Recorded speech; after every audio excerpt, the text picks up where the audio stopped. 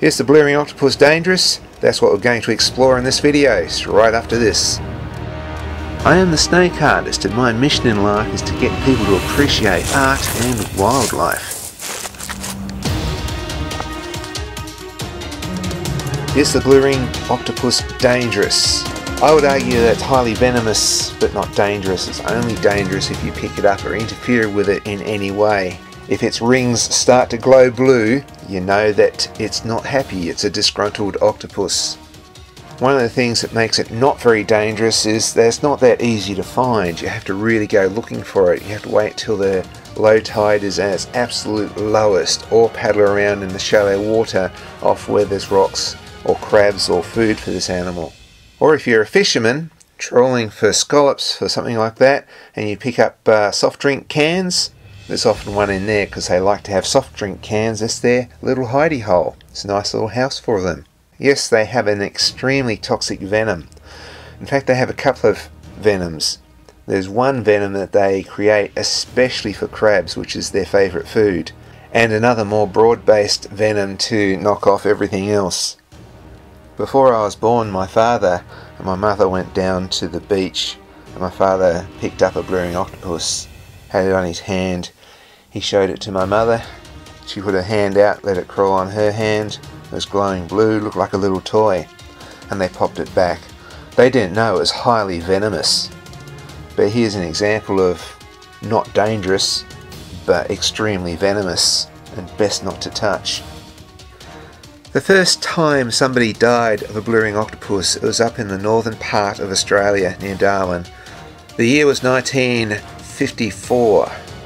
Now there was two young guys. They had noticed there was a little blue ring octopus about 20 centimeters long. They went to pick it up. They'd picked up blue ring octopuses many times before, which is very interesting. So one friend got there and he let it crawl all over his arms and his shoulders. Then he tossed it to his friend. I'm sure the blue ring didn't like that.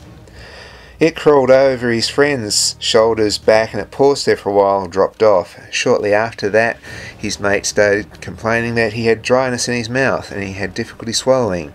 He was unaware of the bite, but his friend saw some blood trickle down from a tiny puncture on his back. Soon the guy was staggering around, started vomiting, he collapsed. He was carried to the car, taken to Darwin Hospital. On the journey there, he stopped breathing. By the time he got to hospital, there was nothing they could do to stop the death of his mate.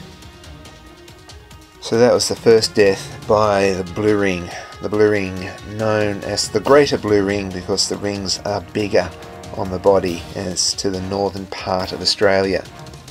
In other parts of Australia, the first known death by the lesser blue ring, one of the smaller rings, the one I'm drawing here, happened in 1967. Three army recruits decided to go exploring rock pools one day off Camp Cove, which is just inside the entrance of Sydney Harbour. One of them found an octopus and placed it on the back of his hand to show his companions, because it looked like a pretty toy. Had been there for about 10 minutes, he started getting dizzy. He discovered that he could not get the creature off. His friends had to remove it. Soon the victim was unable to swallow or breathe through his mouth. His breathing failed altogether. He lost consciousness. His companions carried him to the base nearby. They could not resuscitate him. They called an ambulance. Unfortunately, it was too late. He was dead 90 minutes after first picking up this octopus.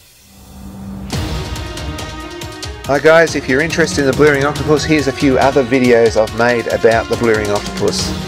I wonder what other animals you could just put into that category of highly venomous but not dangerous. And I think you'd find that if you left things alone like spiders and snakes, you'd find a lot of animals would fall in the category of highly venomous but not that dangerous.